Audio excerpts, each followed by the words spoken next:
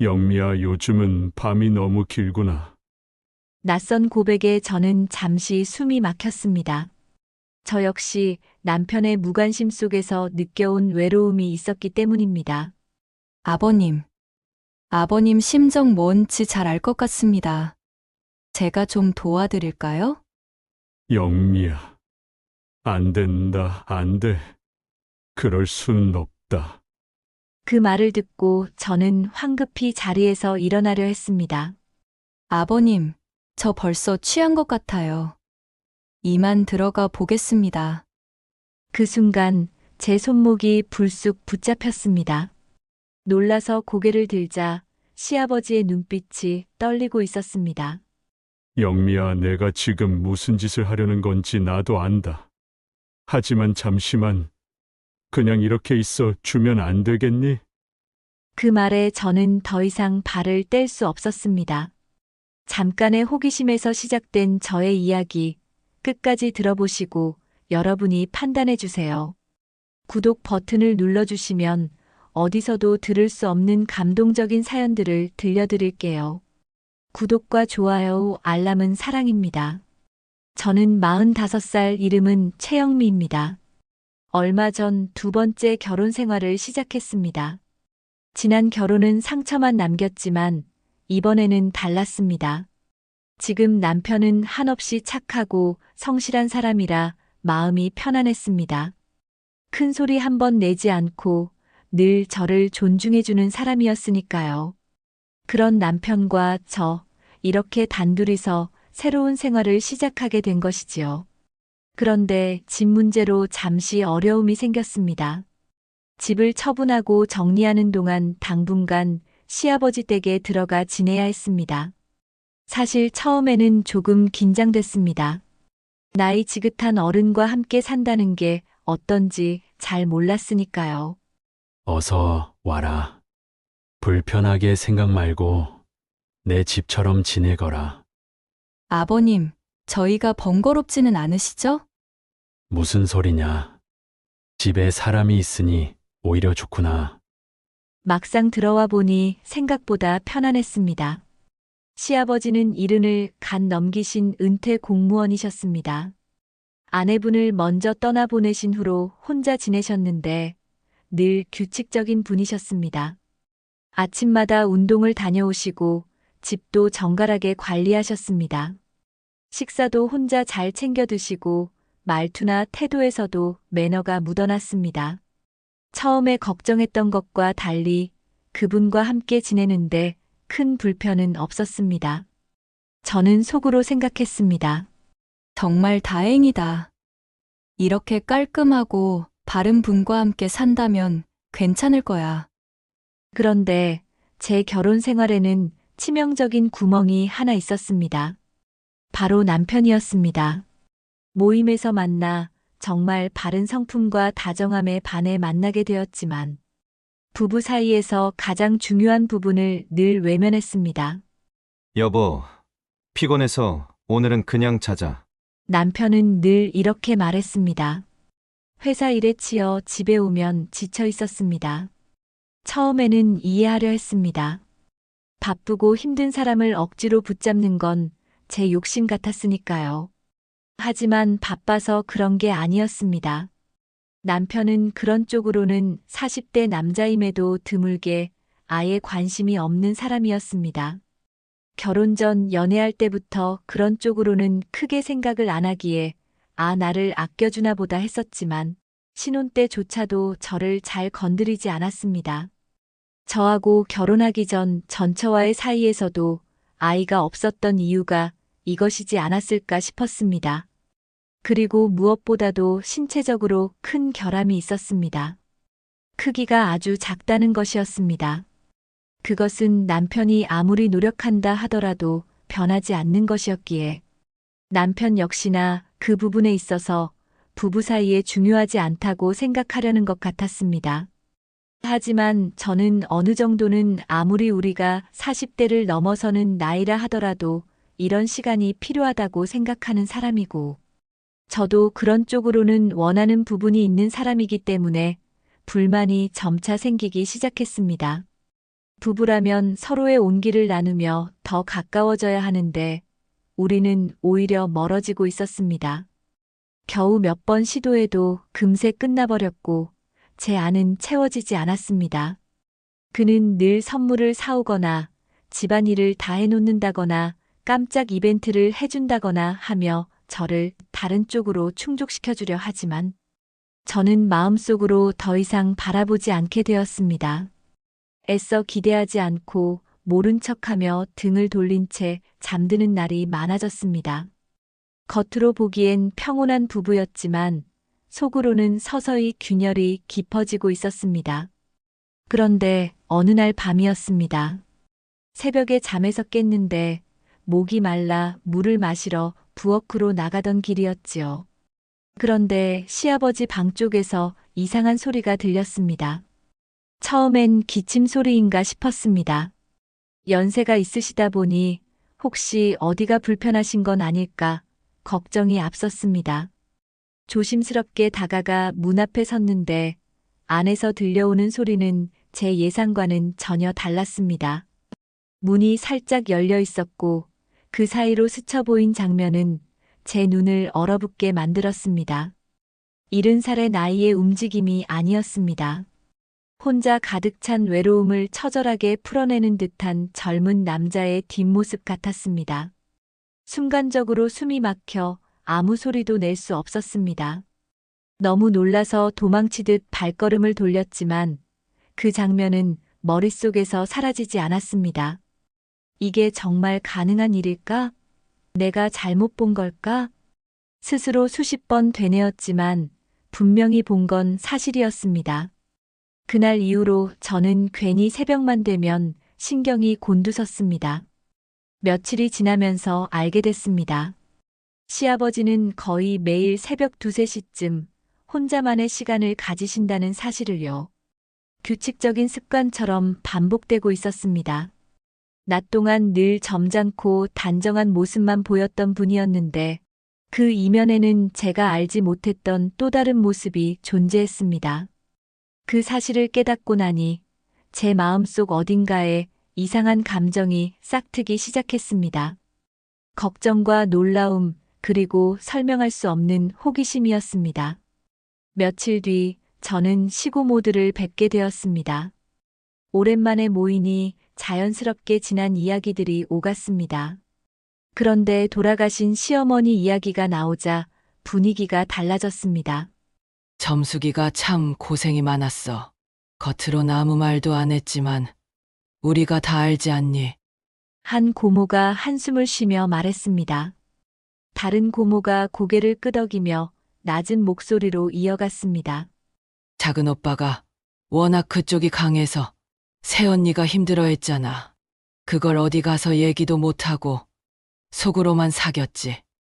저는 순간 숨이 막히는 것 같았습니다. 며칠 전 새벽에 제가 본 장면이 머리를 스쳤습니다. 그래. 나도 들었어. 점숙이가 우리한테 한 번은 그러더라. 나도 여자인데 무서워서 피해버릴 때가 많다고. 눈물이 글썽거리던 게 아직도 생각난다니까. 아이고. 밖에서는 늘 점잖아 보여도 속사정은 우리만 알았지. 그래서인지 점숙이가 혼자 괜히 병을 키운 건 아닐까 싶어. 몸과 마음이 다 지쳤던 거지. 맞아. 참았던 건 다 아이들 때문이야. 아이들 걱정 때문에 본인 얘기를 한 번도 못한 거지. 그 얘기를 들으면서 제 심장은 쿵쿵 뛰었습니다. 저는 고개를 끄덕이며 애써 표정을 감췄지만 속으로는 점점 요동쳤습니다. 며칠 전 제가 본 장면, 그리고 지금 귀로 들은 이야기. 그 모든 게 하나로 맞아떨어지는 순간이었으니까요. 그날 이후로 저는 자꾸만 시아버지를 다른 눈으로 보게 되었습니다. 평소에는 점잖고 깔끔한 어른으로만 보였는데 어느 순간부터는 그 너머의 모습을 상상하게 됐습니다. 스스로도 이상하다고 생각하면서도 눈길이 자꾸 갔습니다. 그러던 어느 날이었습니다. 아침에 설거지를 하다가 급히 화장실을 쓰려 문을 열었는데 그 안에 시아버지가 계셨습니다. 저는 미처 몰랐습니다. 문이 잠겨 있지 않았던 것입니다. 그 순간 저는 얼어붙었습니다. 시아버지는 막 목욕을 마치고 수건으로 몸을 닦던 중이었습니다. 가운도 걸치지 않은 채였습니다.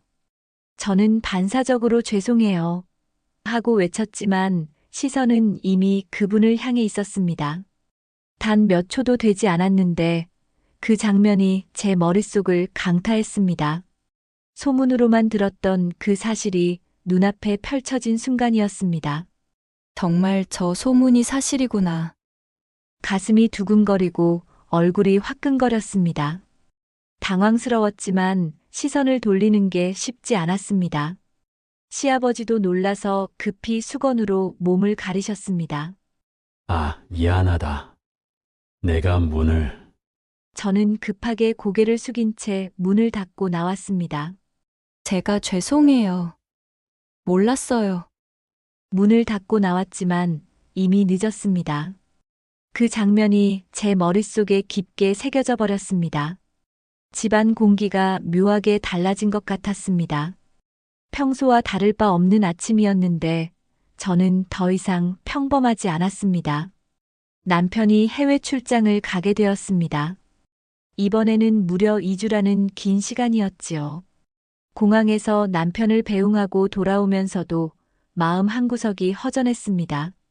하지만 또 다른 한편에서는 설명하기 어려운 긴장감이 스며들었습니다. 이제 집에는 저와 시아버지 단둘뿐이라는 사실 때문이었습니다. 그날 저녁 저는 시아버지와 마주 앉아 술잔을 기울였습니다. 원래 술을 즐기는 편은 아니었지만 그날은 이상하게 잔을 거절하기가 어려웠습니다. 성민이 없는 동안 허전하겠구나. 시아버지가 먼저 말을 꺼내셨습니다. 네, 그래도 아버님 계셔서 다행이에요. 처음에는 남편의 출장 걱정, 집안일 같은 평범한 대화들이 오갔습니다. 분위기는 조용했고 나긋했습니다. 하지만 잔이 몇 번 오가고 술이 돌기 시작하면서 대화의 결이 달라졌습니다. 평소보다 조금 더 솔직한 말들이 오갔고 서로의 시선이 자꾸 겹쳤습니다. 눈길을 피하려 해도 자꾸만 부딪혔습니다. 미안하구나. 내가 술이 들어가니까 속에 있는 얘기들을 다 하게 되네. 괜한 얘기를 했지. 시아버지가 괜히 웃으며 술잔을 비우셨습니다. 아니에요, 아버님. 저도 아버님하고 이렇게 술자리 가지니 재밌네요. 술잔을 내려놓은 시아버지가 갑자기 말을 멈추셨습니다. 영미야, 내 앞에서 이런 얘기를 하면 안 되는데. 요즘은 밤이 너무 길구나. 낯선 고백에 저는 잠시 숨이 막혔습니다. 아버님, 혹시 어디 불편하세요? 제가 조심스레 묻자 시아버지는 고개를 젓고는 힘없이 웃으셨습니다. 몸은 멀쩡하다. 다만 혼자 지낸 시간이 길다 보니 사람이란 게 외로움 앞에서는 한없이 작아지더라. 그 말에 제 가슴도 묘하게 저려왔습니다.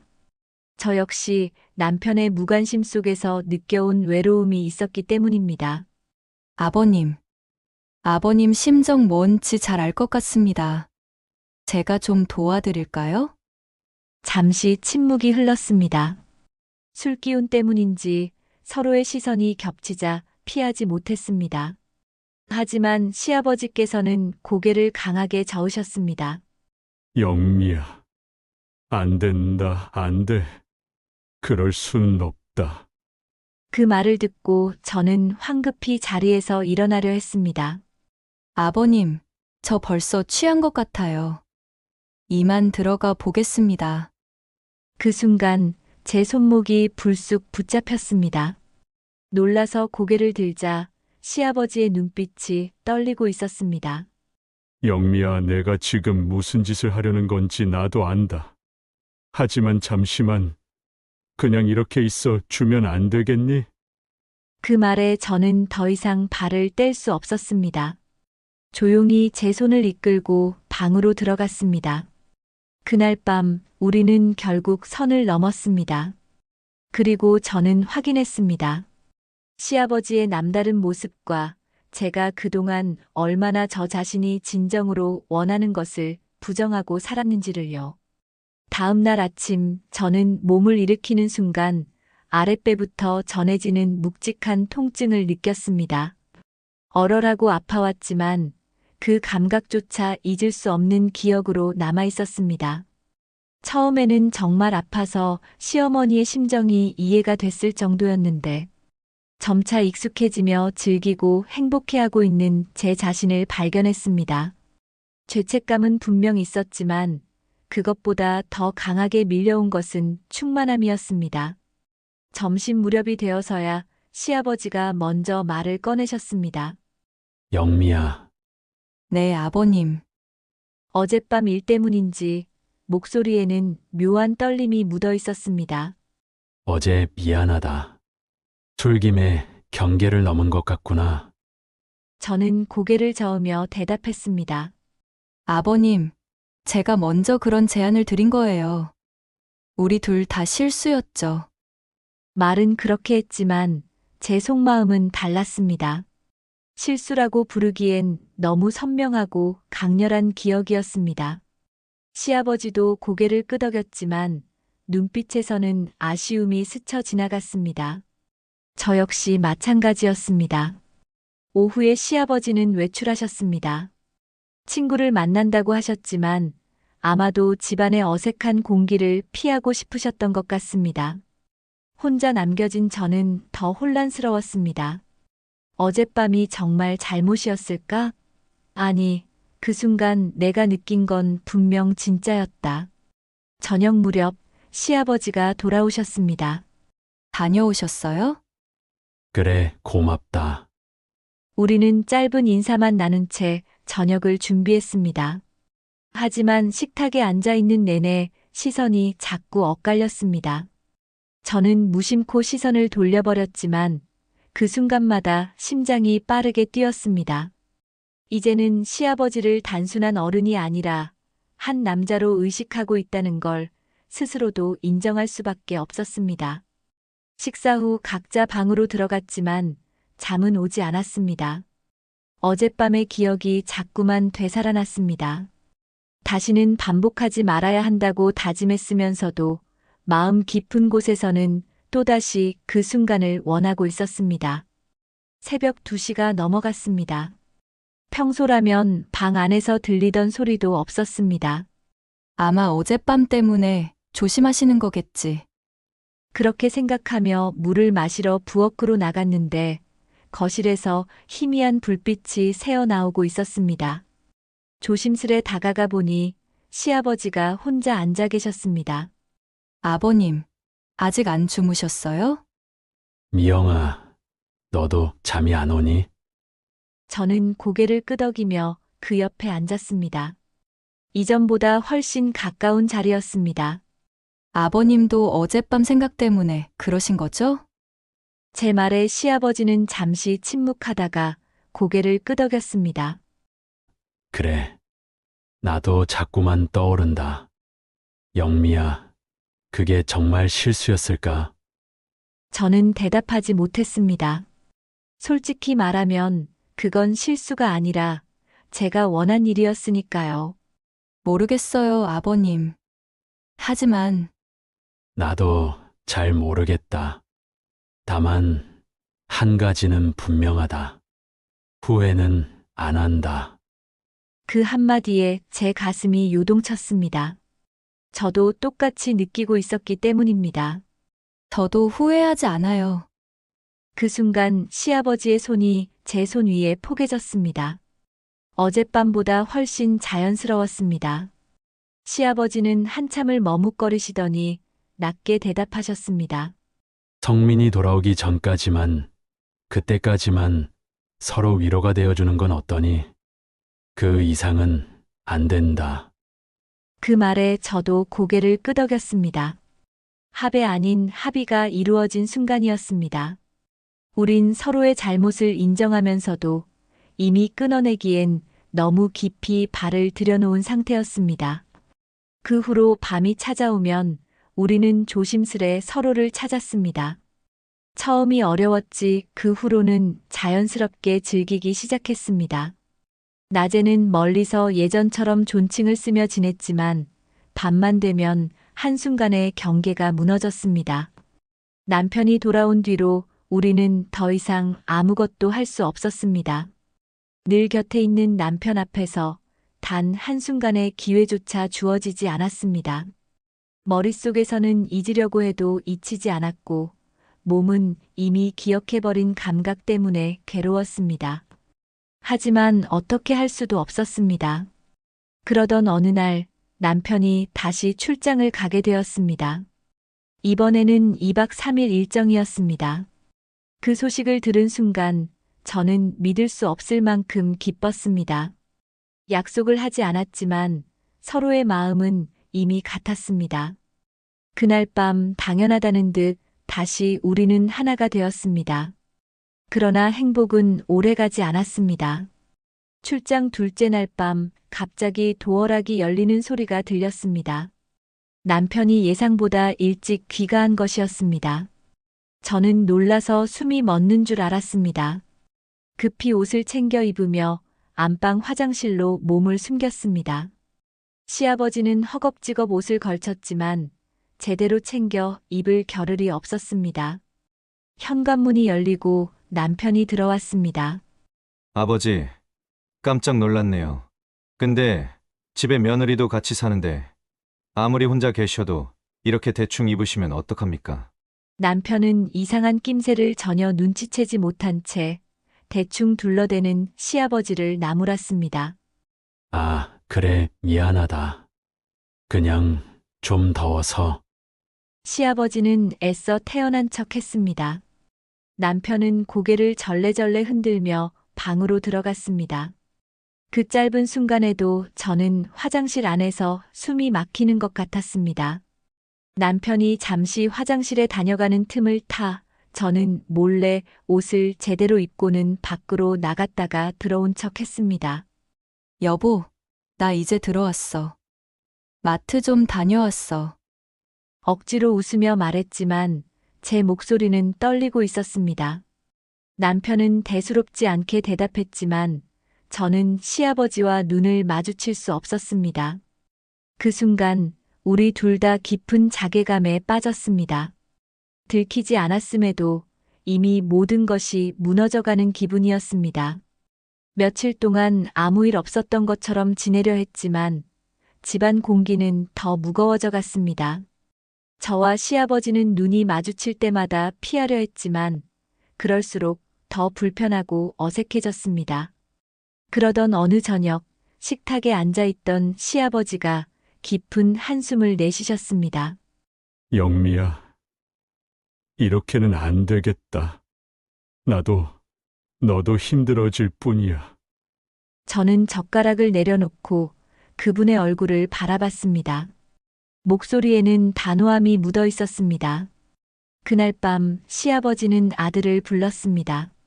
승민아, 네, 아버지. 이제 너희도 집을 구해서 나가야겠다. 내가 혼자 지내는 게 더 편하단다. 괜히 신경이 쓰여서 너희도 불편할 거야. 남편은 순간 놀란 듯 아버지를 바라보았습니다. 아버지, 갑자기 왜 그러세요? 저희는 괜찮은데요. 집도 아직 정리 안 됐고요. 괜찮지 않다. 내가 더는 이렇게는 못 지내겠다. 내 엄마 떠난 뒤 혼자 사는 게 익숙했는데 이젠 다시 예전처럼 돌아가고 싶다. 너희 젊은 부부도 너희만의 공간이 있어야지.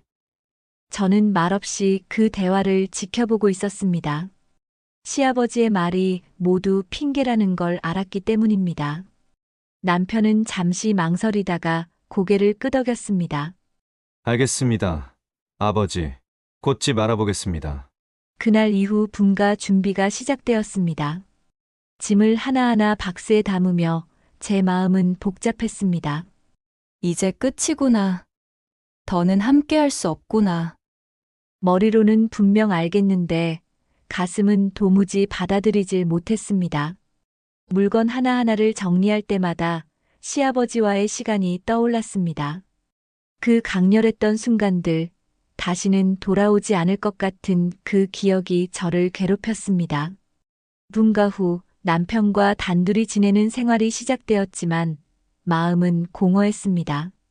남편은 여전히 회사 일에 바빴고 저를 바라보는 시선에는 애정은 있었지만 열정은 없었습니다. 침대에 누워도 서로 등을 돌린 채 잠드는 날이 늘어갔습니다. 그러다 저는 결국 몇 번 몰래 시아버지를 찾아갔습니다. 이번이 마지막이야. 그냥 얼굴만 보고 오자. 그렇게 다짐하고 찾아갔지만 막상 마주치면 발걸음을 돌릴 수 없었습니다. 아버님, 잠깐 뵈러 왔어요. 그는 처음에는 놀란 듯 했지만 곧 아무 말 없이 차를 내주셨습니다. 그리고 눈빛으로만 대답했습니다. 나도 너를 잊지 못했다. 짧은 시간이었지만 그 안에서 우리는 아무 말 없이 서로의 마음을 확인했습니다. 아버님, 이게 맞는 걸까요? 우리 이렇게 계속 보면 안 되는데. 제가 조심스럽게 물으면 그는 고개를 떨구며 낮게 대답했습니다. 맞지 않지. 잘못된 거다. 하지만 나도 거부하지 못하겠다. 그 말이 제 심장을 세게 울렸습니다. 저 역시 같았으니까요. 끝내야 한다는 걸 알면서도 마음과 몸은 이미 너무 깊이 빠져 있었습니다. 돌아오는 길, 저는 자꾸만 제 자신을 책망했습니다. 왜 이렇게까지 미련을 버리지 못할까? 왜 이렇게 나약할까? 하지만 아무리 다그쳐도 답은 나오지 않았습니다. 이 관계 어떻게 하면 끊을 수 있을까요? 이야기가 재밌으셨다면 좋아요와 구독 부탁드립니다. 감사합니다.